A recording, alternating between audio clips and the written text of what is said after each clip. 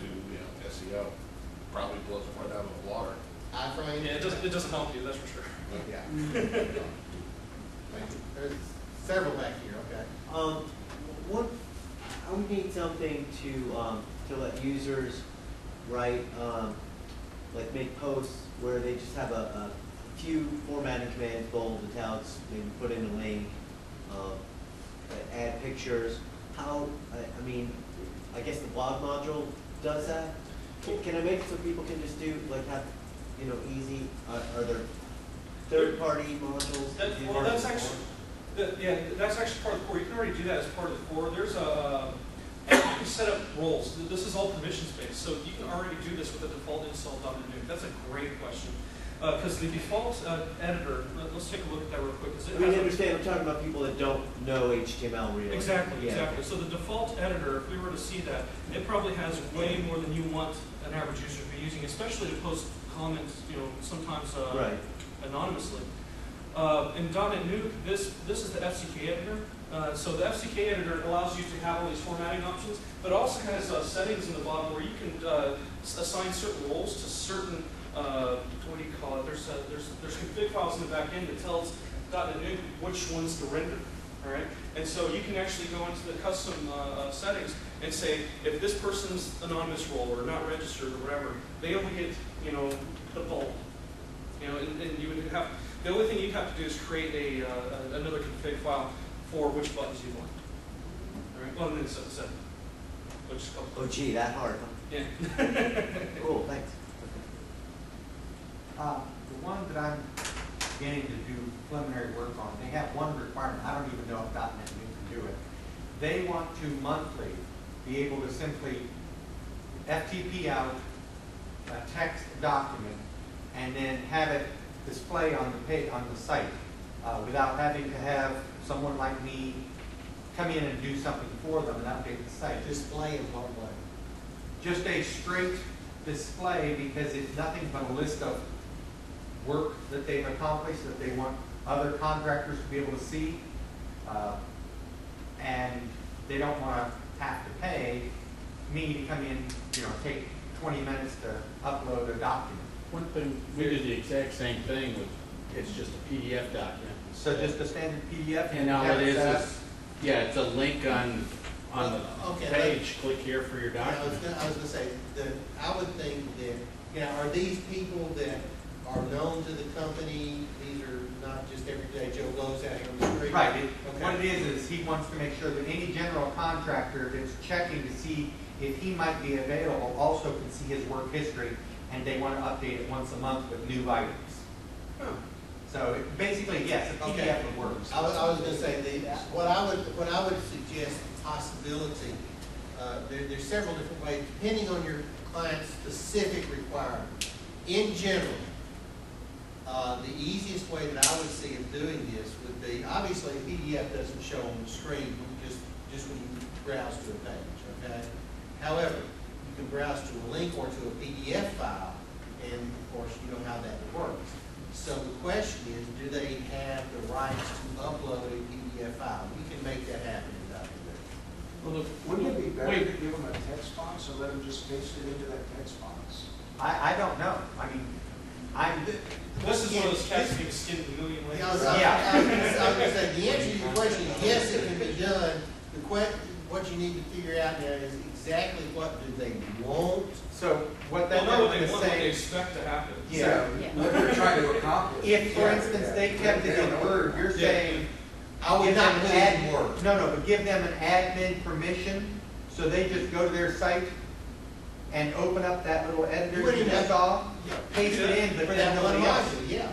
Okay. I mean, you don't have to give them anything but that one thing. Yeah, cut and paste is easy. You could also have, if they had it, did it in PDF, you could also give them a PDF upload capability. Okay.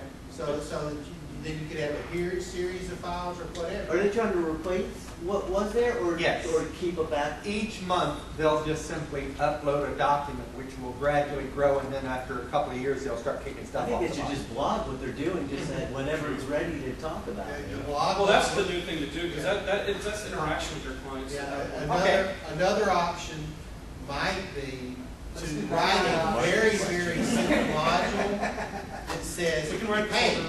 you log in, oh, you need to upload your file, they upload their file, and it goes to, it changes whatever name they've got coming up to a specific name. You have a link on it.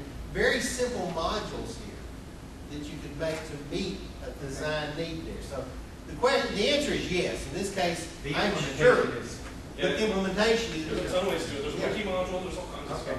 We got one back Yeah, in the he's back. been with for a while. Yeah, I'm curious, just kind of touched on before about the trade-offs of writing a module and just buying something third-party from Snowcover. We use Xmod a lot. I don't know if you're familiar with Xmod. We use Xmod for almost every form we make for our intranet. I know several people that use it exclusively. That's And probably. I'm wondering- Xmod? Yeah, it's one of the more popular ones out there. We also use Catalog a lot too Yeah. for e-commerce sites. And I'm wondering, is there really any advantage to rolling our own module, directly as opposed to using Xmod? Because I know Xmod you can use user controls, the user interface, and you can write a custom data provider. So it looks like it really can do almost everything we wanted to do in a nice framework. But I don't know if there's something that I'm losing in terms of performance or something else. This is a good question because, and this is actually answered in a previous session, but what you really want to look at is, and you're already doing it, is requirements. Does that do, are there models out there that do what I already needed to do? All right, if there are, how much is your time worth? If you spend, even if you look at, there's only a couple modules that are over like $300.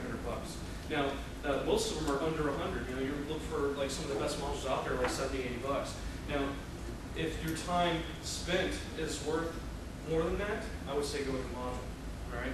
So if Xmod's not doing something you need, then that's when you need to start weighing it out. I think his question is why not use Xmod rather than writing your own? Use Xmod. Well, yeah, to write. if it's doing what you need to, forget it. It's- I shouldn't feel guilty. No, you shouldn't. I know people that do that. Developers They use base their entire, they don't write mod, they write Xmod.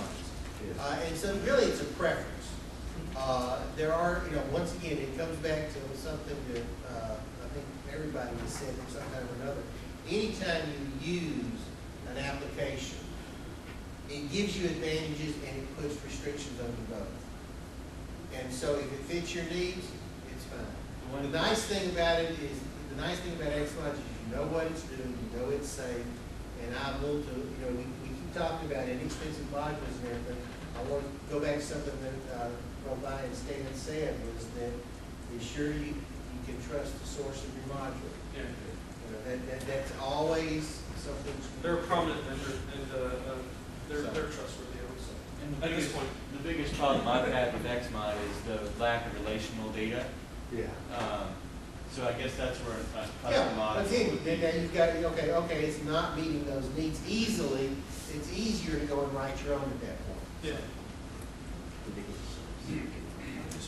Any shortcuts or tips or notes about strategy that would take an existing .NETNuke site that renders well at normal 800 pixels or whatever and make it friendly for mobile phones, mobile devices, mobile browsers? Get a mobile phone that does 800 and 600. My phone renders all my DNS sites just fine. Sure. No, I have the G phone. Sorry, I'm not streaming. I have the Google phone. Yeah. So far, so good. And I know one of the things that they look at with DotNetNuke is they look at functionality. When a new version comes out or a new phone comes out, they immediately, the core goes and says, oh, is it working? All right. So functionality is where they're focusing on. The design is obviously something you're going to have to tackle. And the thing, I actually got this question yesterday. I asked you the same question kind of this morning. Oh, I forgot about, well, maybe I'm And you confused. worked out Maybe your it phone. was you. So basically, the rule of thumb is, and I'm a scanner as well. So the rule of thumb is that if you build for both Firefox and